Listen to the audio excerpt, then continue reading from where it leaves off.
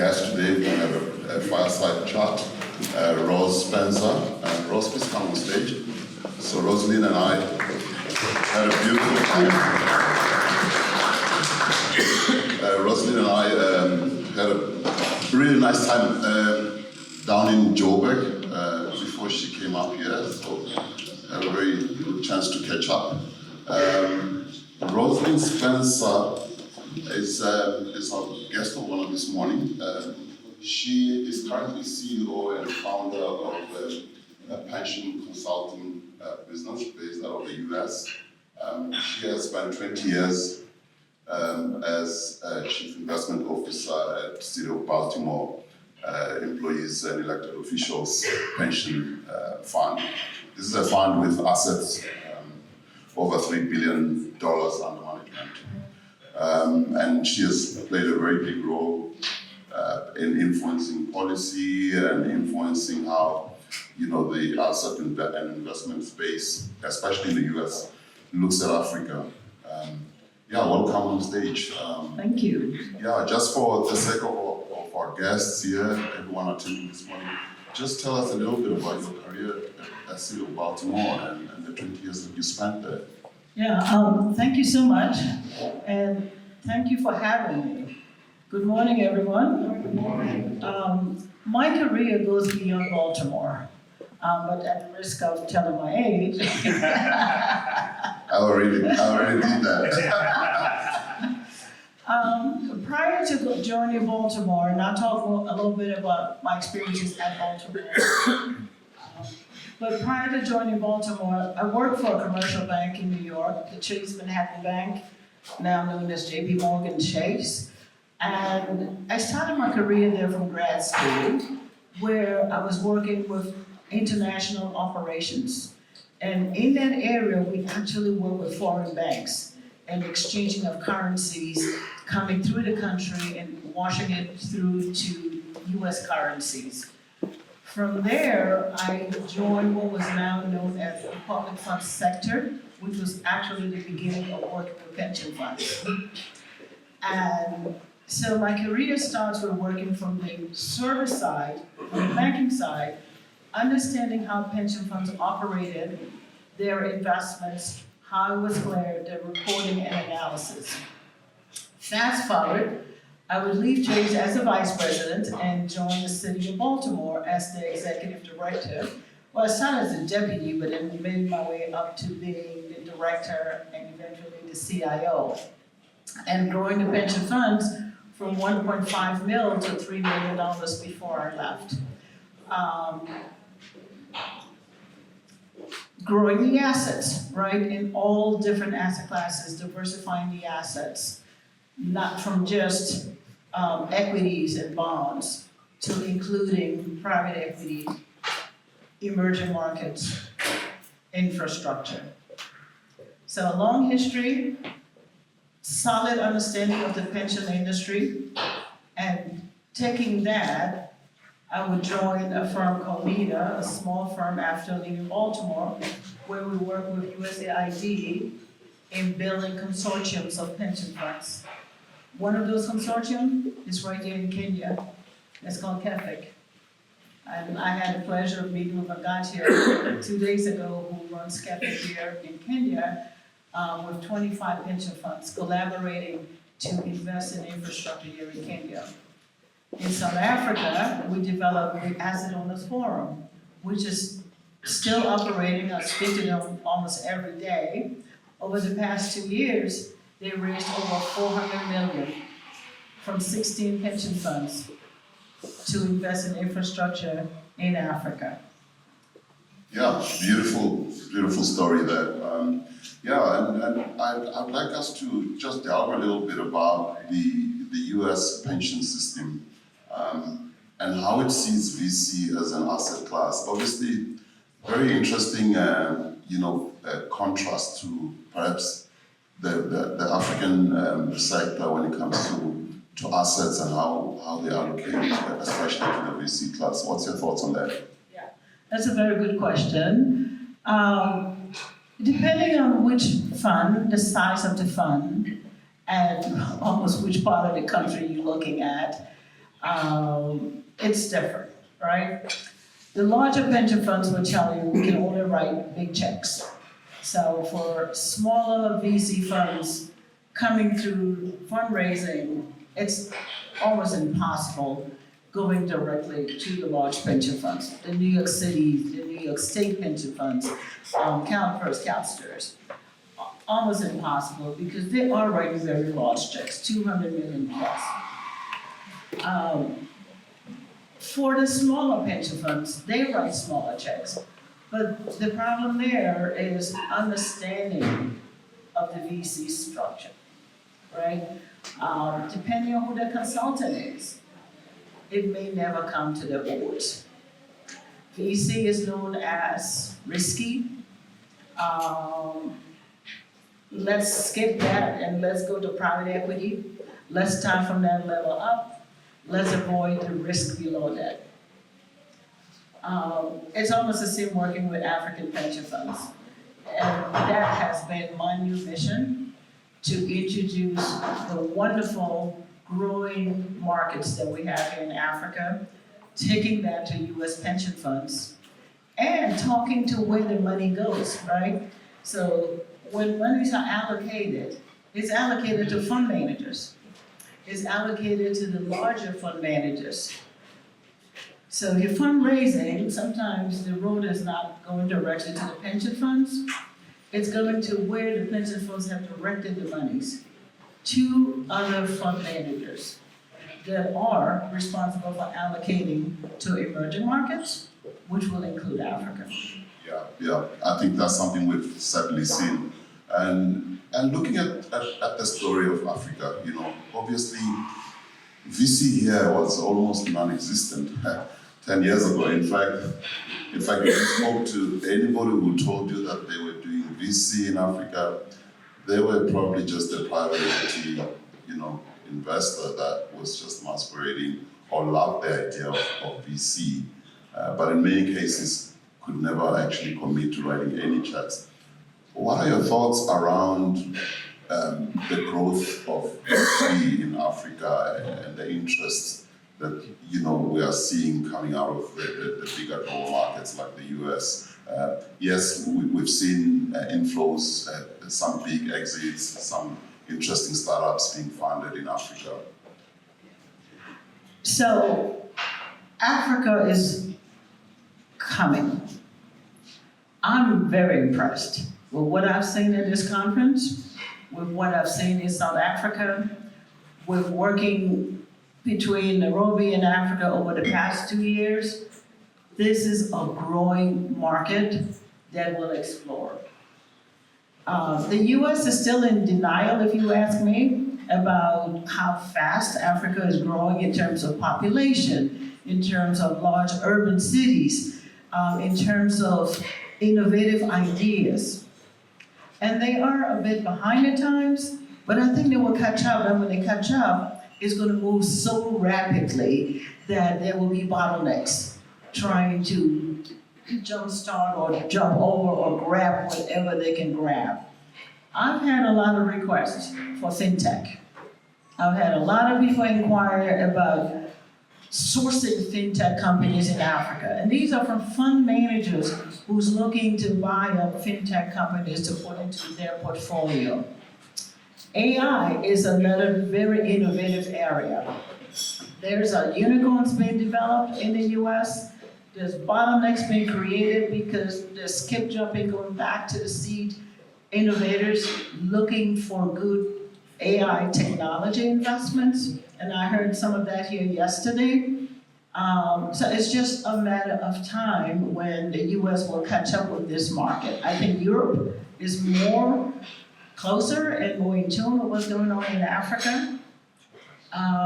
The US is doing a lot of work on that, and I'll talk a little bit about USAID that has given funding to small companies like the one I previously worked for.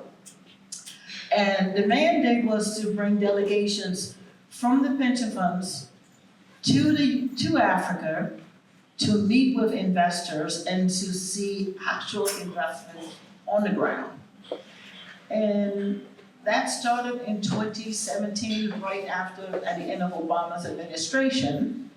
At the time, I was at Baltimore, and I was on one of that first delegation and on the second delegation trip. We went to Senegal and Johannesburg, and then back to Kenya and Johannesburg. But for the past 5 years, these delegation trips have been coming to Africa. Unfortunately, we have not seen the success that we expected from these delegation trips. For various reasons, and I prefer not to go through those reasons because I don't think they're that serious. It's the lack of understanding or lack of how do you take this good information back to your boards, back to your committees, back to your consultants. Consultants are still gatekeepers. And until we get the consultants on board to really look at Africa, not just as a frontier market, it's going to be a struggle. Absolutely, yeah. That's such a critical point. I want to hear more of your thoughts around whether there's something we could do to improve our messaging as the VC community and all the partners, and perhaps could we talk more about our successes as well? I get the sense that the US still sees lots of risk in Africa, political instability, currency issues and so forth. And some of this stuff is really, it's a little dated. It's no longer relevant in many markets. What's your thoughts around what we could improve there? And that's a very good question. If I was pitching today, I would have 2 columns, perceived risk and solutions. That would be the beginning of my presentation. Now, it may sound negative, but what I'm doing is actually stopping you dead in your tracks from telling you why not. I'm telling you why you should. So you are absolutely right about that. It's the lack of knowledge, the lack of understanding of the African market and what they are reading in the press, what the consultants are bringing to them. But what also is lacking is information from this market. Performance information, exits, successes. And I shared with Eric and a few others about my time in Baltimore, pushing to hire an African investment manager investing on the continent, where I first brought him in to a retreat with about 5 of the largest pension funds in Maryland. He made a wonderful case for investing in Africa, and everyone loved him. That progressed to bringing him to a finals presentation. Got a consultant to bring him in for a finals $20 million allocation presentation to a board of 7 members that were making the decision that day. And he was leading the whole conversation and was ready to receive the $20 million until someone asked him, tell us about your exits. And he had no exits. Wow. Yeah. I think this is perhaps one of the difficulties, the challenges that we have to overcome. If you look at our market, because it's an emerging market, our ask is often smaller checks. There may also be a mismatch. We may be talking to, like you said, the wrong investment managers who have a much higher, limit, a minimum, and therefore we don't go through. Do you think that we could do something as well in terms of getting our local pension fund to allocate something to this asset class? Because I believe that perhaps the global investors will follow the local investors when they see that there's trust from the local investors. And to be quite clear, I think there's been more successes from local investments, whether it's in Kenya, Nairobi, Kenya, South Africa, or Nigeria. There's more local success because you don't have that currency issue. You don't have that high limit threshold issue. But still, after the local fundraising, you must expand beyond the borders, right? And just going back to local for a second, I wish we had the pension funds in this room. I wish we had KEFIC and KEFIC members in this room. And maybe there's something else we can work on to have a session like this for KEFIC here in Kenya, right? And there definitely will be more enthusiasm for some of the innovative ideas that is coming out of this group. In terms of what we can do more to attract more foreign capital, it is so important to have a database, a reliable database that will show the registration of viable companies and provide some data that can be followed consistently. In good and bad years, put in the data, because eventually if it's a good idea, a good company, it will resonate at the end. It's a question. Can I ask a question? Yes, you may. So what do you mean by this kind of database? Like something like Crunchbase? These are private companies we're talking about, right? They So are private you see companies. this in the US, it doesn't exist in Kenya, it doesn't seem that hard to make this. Right. Well, What exactly is missing? You absolutely are for private companies, but then you have to tell me how else do I promote a private company with no historical records, right? And you're right, I would have to go to each individual to find out how long you've been in business, what's your thesis, and all of these. The pension funds are not going to do that, right? So maybe on some level, some data source that can say, these are all startup companies. Here's the area of investments. Here's a thesis, something that would promote the company, how long they've been working on this. But clearly, it may not appeal to the pension funds at this time, as it would appeal to the VCs, the larger VCs, or the LPs at this time who would invest in private companies. Just to clarify, Crunchbase already exists, which basically provides that. So are you suggesting something different than Crunchbase? I'm sorry, what are you? Crunchbase. Yeah, actually, maybe I can step in quickly I'm there. not sure what you mean besides Crunchbase. That's a very, precisely Crunchbase is something similar to what we really need. I think we don't really have something of that sort. But African companies already are using Crunchbase, it's all there. Yeah, but if you look at Crunchbase, it's a global and very American focused. I think sometimes, our data gets lost in that database. I think what she's referring to is more of a very African focused and specific. When you want to stand out, you don't want to be in a very crowded database. People don't often find you there. Thanks. And so let me just take it one level up, right? I understand that these are all startups, private companies, VC companies, but who do you sell to? You sell to fund managers, and where does fund managers get their funding from? They get it from US pension funds. But those fund managers that you are selling to, there's no credible database for them, for most of them. So if I go to the state of Maryland and talk to Andy, the CIO there, and say, Andy, come with me to Nairobi. I want you to meet some companies that we're looking to invest in. He's going to go to MSCI, he's going to go to his consultant, he's going to go to Bloomberg. And none of that, those LPs are not even in Bloomberg. So where you're selling to, there's no record of their performance or their exits or how well they're doing.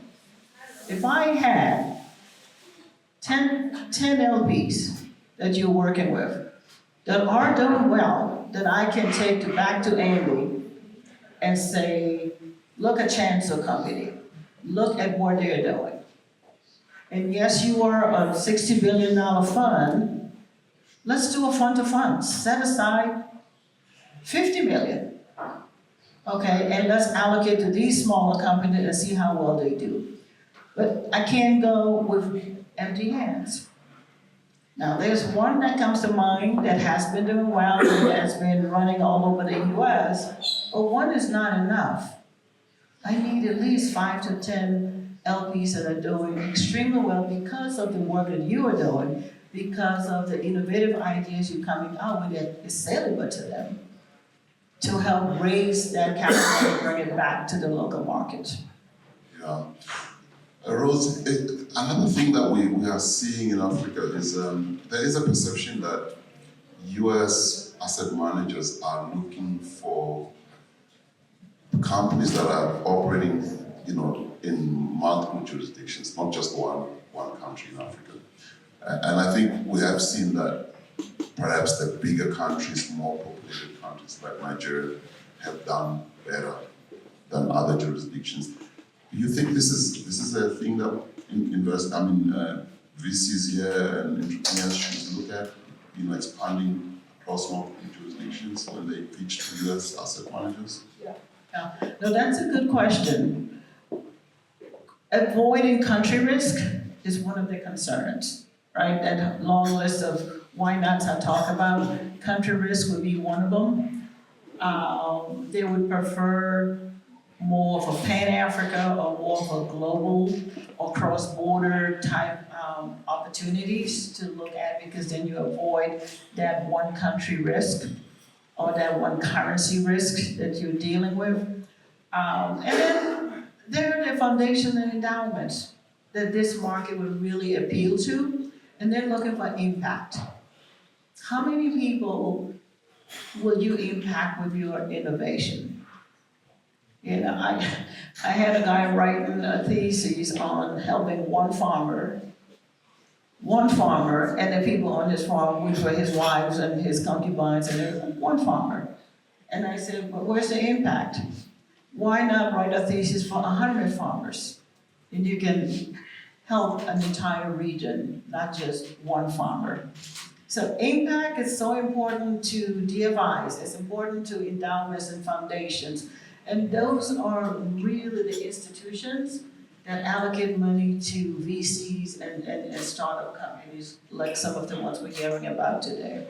Yeah. So, and the recent trip, the delegation, President Ruto coming to the US, to the White House, I want to hear your view, what you thought. The optics look great. I mean, when I saw the announcements, this appeared that there was renewed interest. Yes, the White House has changed today, so we don't really know whether this is going to remain or not.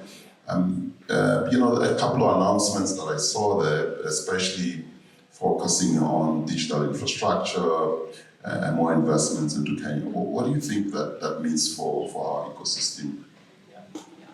I think Kenya is ahead of the pack when it comes to telling the world who they are in the US. So prior to the Ruto's most recent trip, the ambassador, Meg Whitman, had done, I think, 4 delegation trips to the US. 4 trips from Kenya, taking the president, taking his treasury secretary and different government officials to the US. One was in New York at the Harvard Club. I was there. They spent an entire day promoting Kenya and investments and opportunities in Kenya. An entire day, 3 different sessions. She then went to Chicago and did the same thing, and to San Francisco and Atlanta.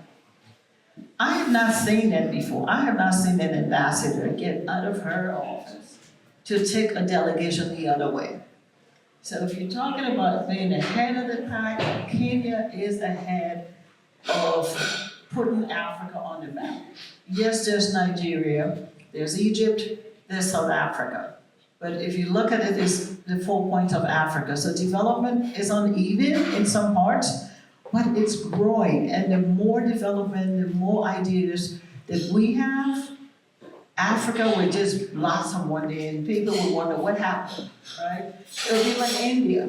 For a long time, nobody wanted to invest in India. It was very cumbersome. You had to hire a tax accountant in Kenya to open an account or to do business there. And I'm talking from a pension fund perspective. You had to pay a local tax accountant to make sure that all the stamp fees were collected, all the taxes were collected before you could repatriate any funds out of India. Today, when you look at the emerging markets, what constitute emerging markets are the BRIC countries. And now South Africa has added S to it to be a part of that BRIC country. So it's innovative, And I hope that the US and other developed markets recognize Africa as part of the BRIC countries, because that's how the managers are allocating monies for emerging markets. Yeah, that BRICS set up, I'm not even sure how the US looks at it, whether it's seen as a partner or a foe. Very fascinating, and even complicated with Trump back in the White House, we'll get to that because that's quite a topical issue. And I think it's exciting to hear your thoughts around the progress that Kenya is making. I think Dr. James yesterday talked a little bit about the work they're doing to lobby government to really open up this market, make it easy for asset managers to bring in money and expatriate money, bring in skill, and so forth. What's your thoughts when you listen to his points and some of the challenges that they're trying to solve here? Will that really take us some step forward? That is a big step forward. That is a big step forward, creating these tax-free zones or lowering the concerns about currency exchange, because it's a big expense, right? And the banks try to capitalize on that as well. That's huge. And I think Nigeria is doing some of that, creating tax-free zones or currency-free zones to attract more foreign capital into the country. I think it's a big step forward, right? And it lowered the bars of some of the perceived risk that we have in Africa. The other thing is trying to let Americans know that Africa is not one country. And so when I had to do a presentation recently, I didn't focus on African countries, I focused on African cities, developing African cities.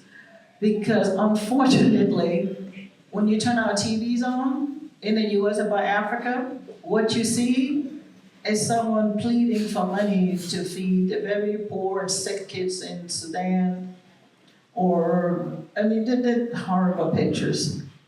And nobody wants to see that, they change the channel. So they get this wrong perception of Africa. So I turned my presentation on the largest cities in Africa, and I actually put up pictures of these cities and said, this is Africa. Not what you've been seeing on television with malnutrition kids, or war zone, or fighting. Africa is much more than that, and Africa is growing and look like most of our cities here in the US. So it's an effort that's continuing, and there's a lot of messaging coming from investors like yourselves, from the DFI's industry.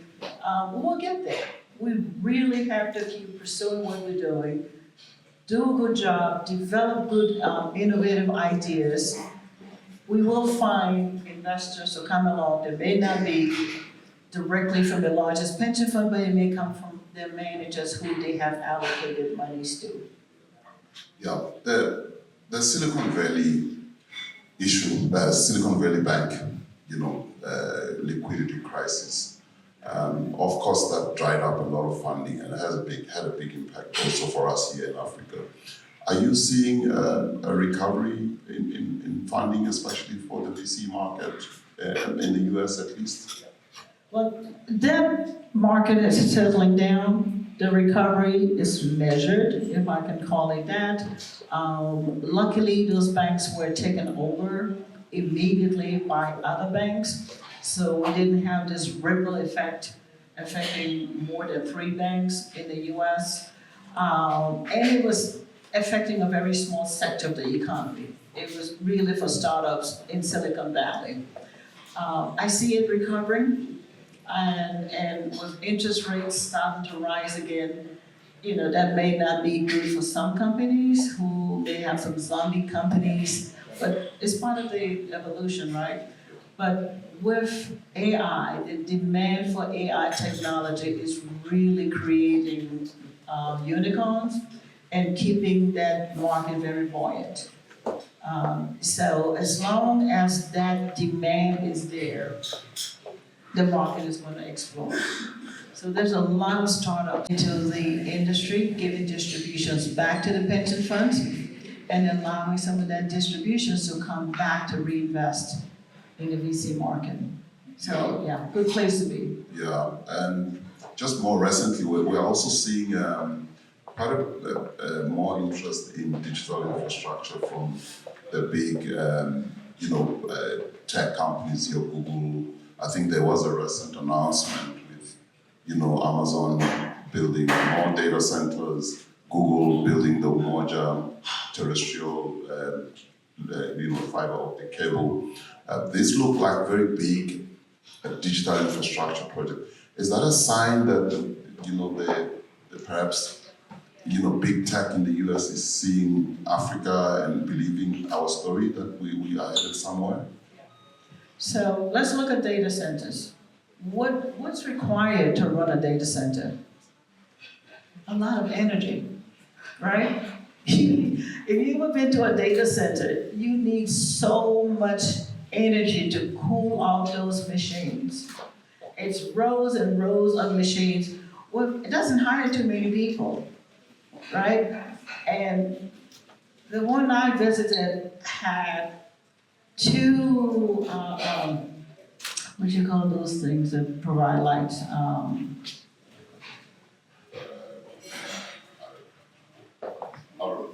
Anyway, I'll think about it. But there were two of them, huge, about the size of this stage. So when the lights went out, the generators would kick in, right? They had huge backup generators longer than this stage. So think about that for a second, and think about the US, most of the US cities looking at climate change and looking to going net zero. And think about the transition over. Let's just look at going from gas stoves, gas lights, whatever is gas, to electricity.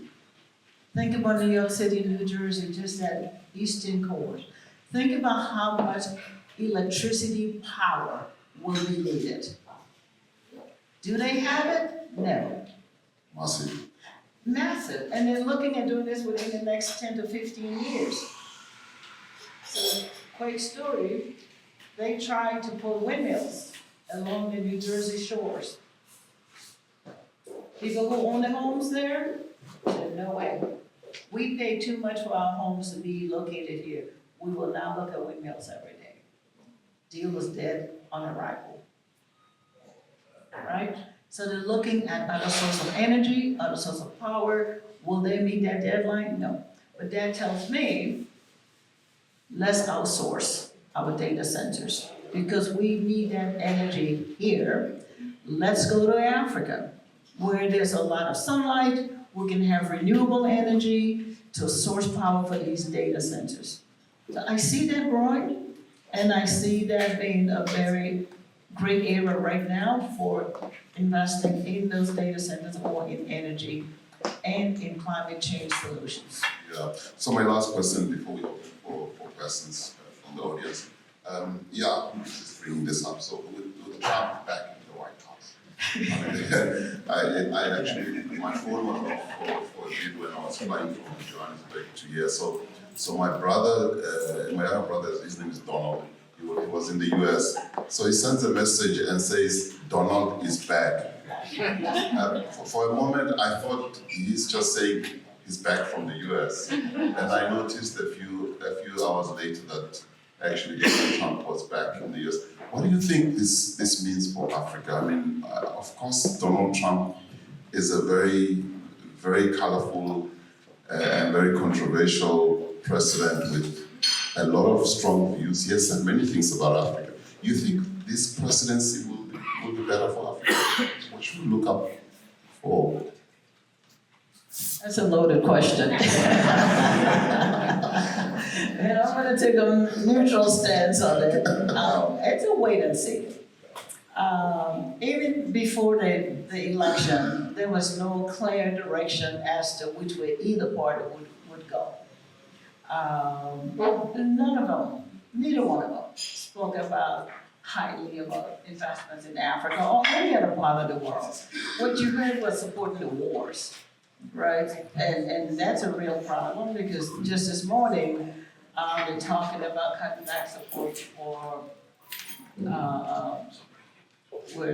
in Europe was, Ukraine, right, cutting back support for Ukraine. And on the flip side, they show the Israeli soldiers all celebrating. So it's a wait and see. We are hopeful that all the rhetoric that we heard will be minimized now that you've won. We hope things will settle down, but it's unpredictable and it's just very hard to tell. Somewhere I read that Kamala had put together a group led by Eric Holder who was going to come up with a plan for Africa, had she won. But that wasn't highly publicized. It's just me liking to read and just flipping the pages and finding this article about that. So in terms of Africa, it's a wait and see. It's a wait and see. And I don't think he came to Africa during his first term. So maybe during his second term, maybe concerned about his legacy. Maybe concerned about what he leaves behind and doing something different than what a president has ever done might lead him to the continent. Let's hope so. Let's hope so. Hopeful thinking, right? Yeah. I think, thanks for this amazing chat. I'd like to explore the audience to ask some few questions if you have. Maybe we can get some mics over.